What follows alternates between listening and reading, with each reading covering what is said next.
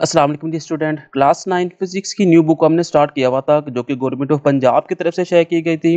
Chapter number 4 turning effect of force हम आ चुके हुए हैं। आज हमने टॉपिक 4.10 का स्टेट ऑफ इक्विलिब्रियम को स्टार्ट करना है। स्टेट ऑफ इक्विलिब्रियम के अंदर हमने सबसे पहले डेफिनेशन देखनी है स्टेबल इक्विलिब्रियम की। उस डेफिनेशन के बाद हम उसको एक्सप्लेन करेंगे और साथ में हम उसकी डायग्राम ड्रा करेंगे। फिर हम अनस्टेबल को देखेंगे, उसकी डेफिनेशन, एग्जाम्पल और डायग्राम को देखेंगे। और जो तीसरी है न्यूट्रल इक्विलिब्रियम, उसकी डेफिनेशन, एग्जांपल और डायग्राम। इन तीनों चीज़ों को आज हम इस टॉपिक के अंदर कवर करेंगे। तो टॉपिक 4.10 स्टेट ऑफ इक्विलिब्रियम हमारे पास आ चुका हुआ है। कहते हैं एन ऑब्जेक्ट इज बैलेंस्ड, एक ऑब्जेक्ट उस वक्त अपने बैलेंस के ऊपर होगा when it's centre of mass and it's point of support lie on the same vertical line. जब उसका सेंटर ऑफ मास और उसका जो मेन पॉइंट है जिसके ऊपर तमाम ऑब्जेक्ट लाई करता है वो एक ही वर्टिकल लाइन के ऊपर आ रहा हो। Then force on each side are balance, फिर उसके हर साइड का जो बैलेंस है and the object is said to be in equilibrium, और फिर उसके हर ऑब्जेक्ट का जो बैलेंस है वो क्या हो, वो इक्विलिब्रियम की हालत के अंदर हो। There are three state of equilibrium in connection with stability of the balance bodies. किसी भी ऑब्जेक्ट को बैलेंस रखने के लिए कहता है तीन स्टेट हो सकती है। पहली है stable equilibrium, a body said to be in stable equilibrium. एक ऑब्जेक्ट को हम स्टेबल इक्विलिब्रियम की हालत के अंदर देखेंगे if after a slight tilt it come back to the original position. जब हम उसे थोड़ा सा हिलाएंगे तो वो अपनी असली हालत के ऊपर दोबारा आ जाता है, तो इसे हम कहते हैं स्टेबल इक्विलिब्रियम। तो एग्जांपल आपने स्टार्ट करनी है यहाँ से। The cone show in figure, आपने ये जो दो कोन है इसे आपने बना देना है। Is in the state of stable equilibrium, ये अपनी स्टेबल इक्विलिब्रियम के अंदर है। ये पहली कोन की बात हो रही है। ये देखिए बिल्कुल रेस्ट के ऊपर है, बिल्कुल सीधी है। It's weight W acting downward at the centre of gravity G. इसका ये जो सेंटर ऑफ पॉइंट है इसके ऊपर एक फोर्स नीचे की तरफ ग्रेविटी की लग रही है। And the reaction of the floor F an acting upward, और इसके ऊपर जो एक अपोजिट फोर्स है, रिएक्शन फोर्स है, वो ऊपर की तरफ एफ एन लग रही है on the same vertical line. देखिए लाइन बिल्कुल सेम है इसकी। Since this force are equal and opposite direction, तो देखिए इनकी जो फोर्स है वो सेम है लेकिन इनकी डायरेक्शन क्या है, अपोजिट है। एक ऊपर की तरफ है और एक नीचे की तरफ है। यानी कि इस कोन को उन्होंने एक टेबल के ऊपर रखा हुआ है, ठीक है, इस टेबल के ऊपर रखा हुआ है। तो ये जो कोन है इसका वजन था, वजन की वजह से इसके ऊपर एक ग्रेविटिक फोर्स नीचे की तरफ लग रही थी। तो इसके ऊपर जो टेबल है इसके ऊपर एक रिएक्शन की फोर्स लगा रहा है ऊपर की तरफ, जिसे आपने एफ एन कहा है। और इनकी जो डायरेक्शन है वो अपोजिट है लेकिन दोनों एक ही लाइन के ऊपर लाई कर रहे हैं। So they balance each other and both the condition of stable equilibrium are satisfied. तो कहता है ये जो पोजीशन है ये क्या कर रही है, ये बैलेंस है। ऊपर की तरफ जितनी फोर्स लग रही है उतनी ही नीचे की तरफ लग रही है, इसलिए ऑब्जेक्ट यहाँ पे आराम के साथ पड़ा हुआ है। तो ये इक्विलिब्रियम की कंडीशन के अंदर है।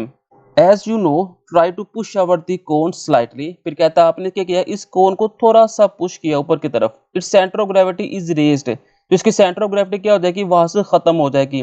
But it still remain above the base of the cone, तो क्या होगा, इसकी जो बेस के बिल्कुल ऊपर यहाँ पे इसकी जो सेंटर ऑफ ग्रेविटी होगी।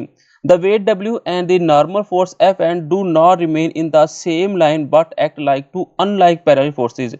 अब क्या होगा, इसके ऊपर जो रिएक्शन की फोर्स लगनी थी वो यहाँ पे नहीं लगेगी, वो इसकी पोजीशन चेंज कर देगी। लेकिन इनकी जो डायरेक्शन होगी वो क्या होगी, अनलाइक होगी, यानी कि एक दूसरे के अपोजिट होगी।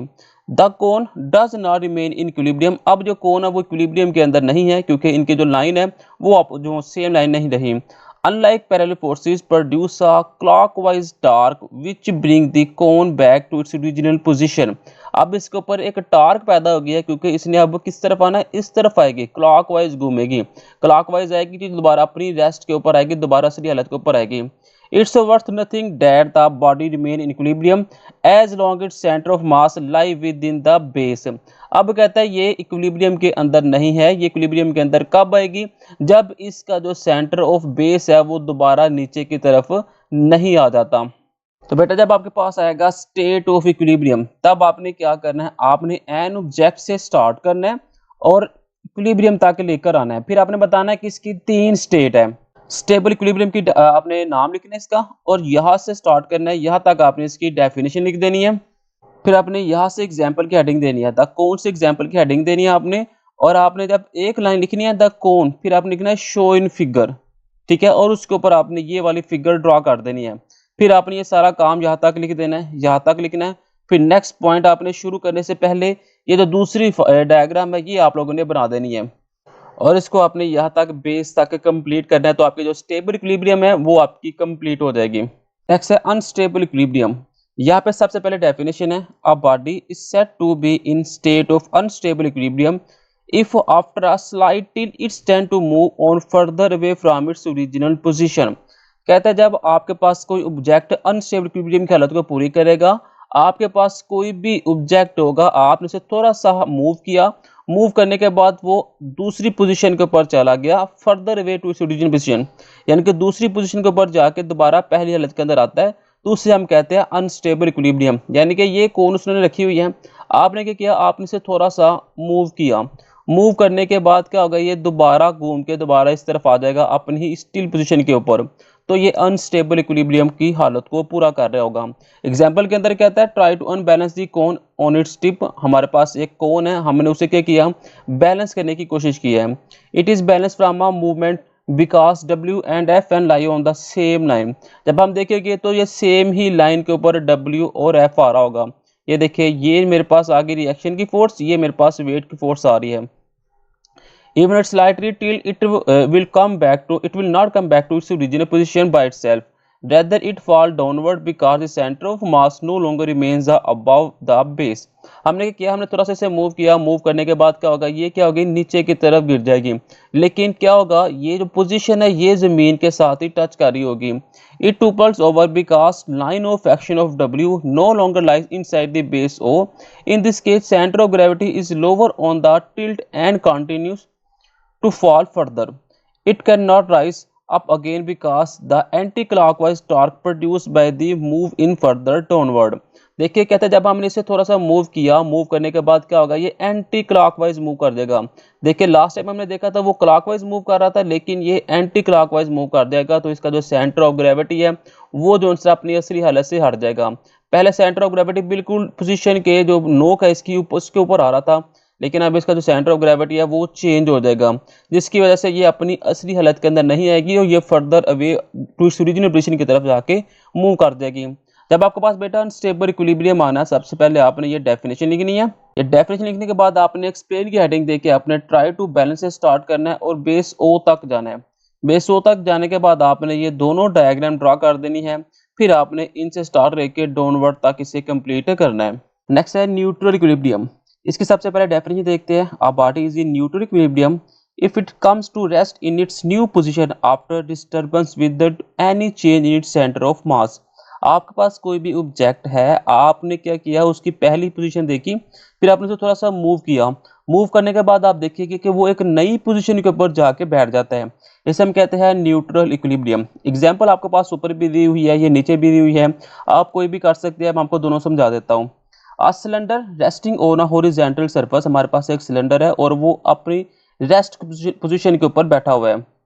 Show the neutral equilibrium if the cylinder is rotate slightly. देखिए ये सिलेंडर है, ये इसका सेंटर ऑफ ग्रेविटी है, ये वेट की फोर्स नीचे की तरफ और ये रिएक्शन की फोर्स ऊपर की तरफ लग रही है।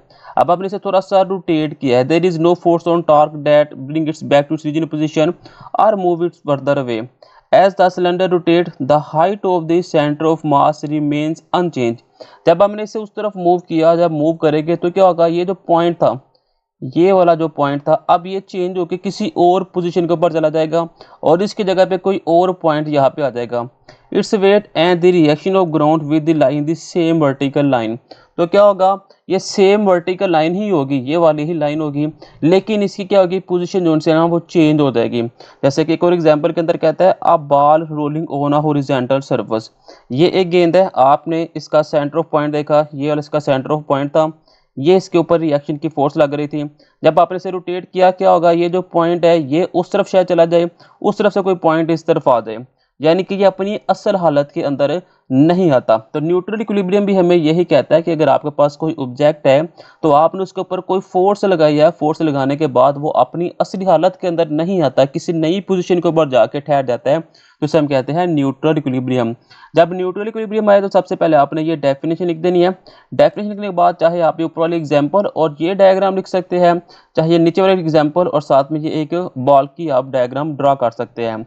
ऐसे आप कोई भी लिख सकते हैं। तो जब हमने स्टेबल इक्विलिब्रियम को देखा तो स्टेबल इक्विलिब्रियम के अंदर कहा जाता है कि आप किसी ऑब्जेक्ट के ऊपर फोर्स लगाते हैं, फोर्स लगाने के बाद वो दोबारा असली हालत के अंदर आ जाता है, तो उसे हम स्टेबल इक्विलिब्रियम कहते हैं।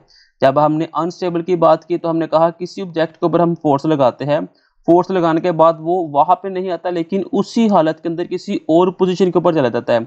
यानी कि ये मेरे पास जो कोन थी, ठीक है, इसे हमने जब मूव किया, मूव करने के बाद क्या होगा, ये इसका जो टिल्ड पॉइंट था ये जमीन से ही टच करता रहेगा लेकिन ये नीचे गिर जाएगी। और जब तीसरी बात हमने की न्यूट्रल इक्विलिब्रियम की, कि जब हम किसी ऑब्जेक्ट के ऊपर फोर्स लगाते हैं तो फोर्स लगाने के बाद वो एक नई हालत के ऊपर चली जाती है, तो इसे हम न्यूट्रल इक्विलिब्रियम कहते हैं। तो बेटा ये था मेरे पास टॉपिक 4.10 जिसे हमने कंप्लीट किया। नेक्स्ट वीडियो के अंदर हम टॉपिक 4.11 को स्टार्ट करेंगे। मिलते हैं नेक्स्ट वीडियो में। खुदा हाफिज।